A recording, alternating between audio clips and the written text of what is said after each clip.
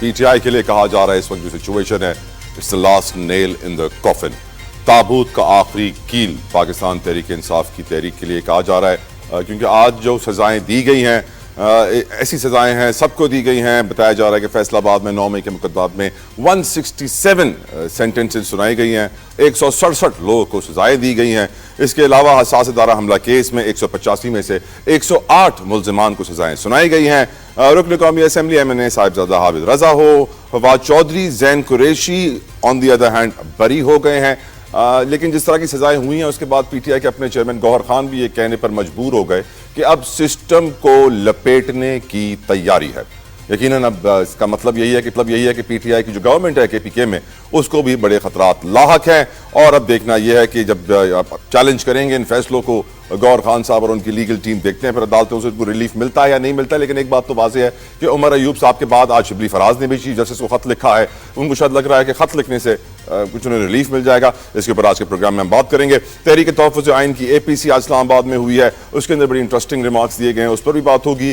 ساتھ ساتھ امریکہ نے پاکستان کے ساتھ ایک ٹریڈ ڈیل فائنل کر لی ہے آئل ریزروز کو ایکسپلور کرنے کے حوالے سے. اس کے اوپر بھی آج پروگرام میں ہم گفتگو کریں گے. ویلکم کرنا چاہوں گا اپنے مہمانوں کو. میرے ساتھ موجود ہیں سینیٹر شہادت اعوان صاحب فرام پیپلز پارٹی, کسی تعارف کے محتاج نہیں ہے. بہت شکریہ سینیٹر صاحب آپ کی قیمتی وقت کے لیے. ساتھ ساتھ پاکستان تحریک انصاف سے ایڈوکیٹ احمد اویس صاحب ہمارے ساتھ موجود ہیں. بہت شکریہ احمد اویس صاحب آپ کے وقت کے لیے. گفتگو کا آغاز کرتے ہیں. Senator Shahadat Awan from Pakistan Peoples party ہمارے ساتھ موجود ہیں, اور ان سے اچھا قانون کو اور اس نظام عدل کو کون سمجھ سکتا ہے. اعوان صاحب, آج جس طریقے سے پاکستان تحریک انصاف کے رہنماؤں کو سزائیں ہوئی ہیں 10-10 سال کی, جو پورا پروسیس تھا 2 سال تک تقریباً ہو چکے ہیں 9 مئی کو, اور اس پورے پروسیس کو آپ کیسے دیکھتے ہیں جس طریقے سے سزائیں دی جا رہی ہیں, اور آپ سمجھتے ہیں کہ اب جب اتنی بڑی تعداد میں پی ٹی آئی کی لیڈرشپ گرفتار ہو جائے گی تو کیا پی ٹی آئی بچے گی؟ اعوان صاحب. جتوئی صاحب, آپ نے جو بات کی ہے, سب سے پہلے تو ہم اس بات کے اوپر آ جائیں کہ یہ کیس کیا تھا, کیوں تھا,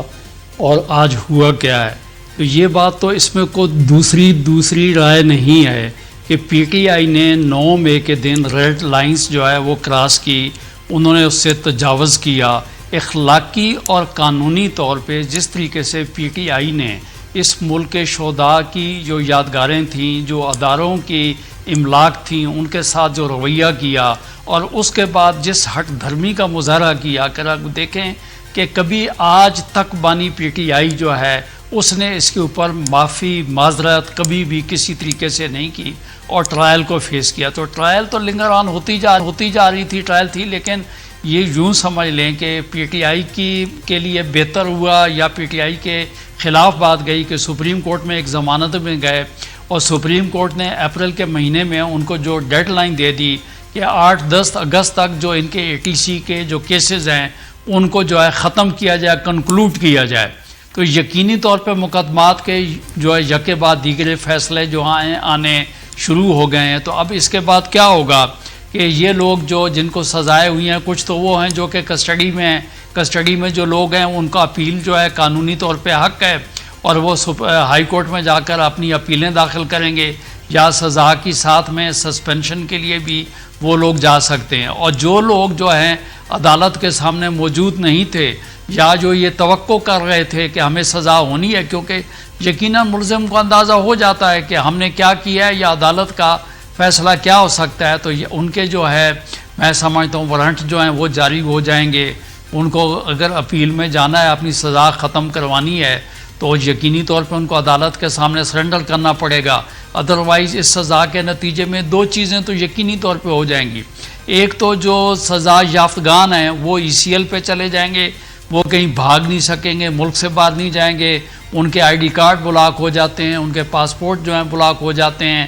اور اس کے علاوہ خالی یہاں تک یہ بات نہیں رہتی ہے, میں سمجھتا ہوں کہ آپ کو معلوم ہے کہ جو بھاگنے والے لوگ ہوتے ہیں ان کے خلاف تعدیبی اور کارروائی کیا ہو سکتی ہے. لیکن یقینی طور پہ جو سزا یافتگان ہیں وہ اس ملک کے سٹیزنز ہیں, قانون ایک ان کو حق دیتا ہے, وہ اپنی اپیلیں جو ہیں وہ فائل کریں گے, سزا کی سسپینشن کے لیے جائیں گے. لیکن اب جو ہمارا آئین پاکستان کا آرٹیکل 63H ہے, وہ ایک پارلیمنٹرین کو سزا یافتہ ہونے پر اس کو آٹومیٹکلی ڈسکوالیفائی کر دیتا ہے. تو اب بات یہ ہے کہ پی ٹی آئی کے چند لوگ جو کہ MNA ہیں, سینیٹرز ہیں, یہ ڈسکوالیفائی بھی ہو جائیں گے اور الیکشن کمیشن کو 60 دن کے اندر جو ہے بائی الیکشن بھی کروانا ہے.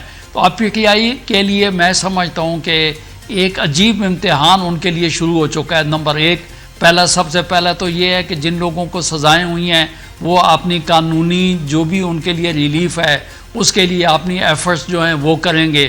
اس کے علاوہ بات یہ اگر الیکشن ہو جاتے ہیں تو کیا پی ٹی آئی اس الیکشن سے بائیکاٹ کرے گی یا وہ الیکشن جو ہے پی ٹی آئی کنٹیسٹ کرے گی. اس کے علاوہ یہ رہ گیا کہ آپ دیکھیں نیشنل اسمبلی میں بھی پارلیمانی لیڈر جو ہے وہ ڈسکوالیفائی ہو گیا, سینٹ میں لیڈر آف اپوزیشن جو ہے وہ ڈسکوالیفائی ہو گیا. سب سے پہلا مرحلہ تو یہ ہوگا کہ یہ پارٹی آپ نے لیے وہاں پہ نیشنل اسمبلی میں لیڈر کس کو اپوائنٹ کرتی ہیں, کیونکہ عمر ایوب صاحب کی جگہ بھی ان کو کوئی آدمی اپوائنٹ کرنا پڑے گا, کیونکہ منڈے سے قومی اسمبلی کا اجلاس بھی ہے. تو وہاں ان کے پاس میرے خیال میں تو اب ان کو ہے, لیکن ہم ایک کیا سرائی کہہ سکتے ہیں کہ ہو سکتا ہے کہ وہ ریاض فتحانہ صاحب, عامر ڈوگر صاحب یا کسی اور کو جس کو بھی وہ نامینیٹ کریں گے ان کا رائٹ ہے وہ ہو جائے گا. اسی طریقے سے سینٹ کے اندر اگر آپ دیکھیں سینٹ میں سمجھتا ہوں ان کے پاس جو ہے علی ظفر صاحب ہو گئے, سیف اللہ نیازی صاحب ہو گئے, یا کس کو نامینیٹ کرتے ہیں. یہ تو ایک جو قانونی آئینی پروسیس ہے وہ ان کو کرنا پڑے گا.